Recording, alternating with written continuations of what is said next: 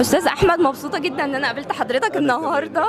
تسلميلي. عايزه اعرف راي حضرتك ايه في الايفنت اللي منظمه المركز القومي للمسرح. اقل ما يجب طبعا لفنان كبير وعظيم زي الاستاذ اشرف، طبعا يعني هذا الرجل بتاريخه واخلاقه وفنه، يعني اتعلمنا منه كتير، استاذنا يعني. طب حضرتك اشتغلت معاه من وانت طفل صغير، قول لي حاجه كده محدش يعرفها عن الاستاذ اشرف عبد الغفور. لا والله ذكريات كتير قوي بيني وبين الاستاذ اشرف، يعني حاجات كتير قوي، يعني اقعد اكتب كتب بيني وبين الاستاذ اشرف، لاني عاشرته في تصوير وعاشرته في مسرح وعاشرته فيعني لا حاجات كتير. صفه مثلا احنا مش عارفينها. الاستاذ اشرف كان قليل الكلام جدا، تقريبا ما بيتكلمش الا لو حد راح كلمه، ولو حد راح كلمه ما بيتكلمش برضه، يقعد يسمع ويقول له ما قل ودل في جملتين، اعمل كذا. تقول ايه لريهام النهارده في اليوم ده؟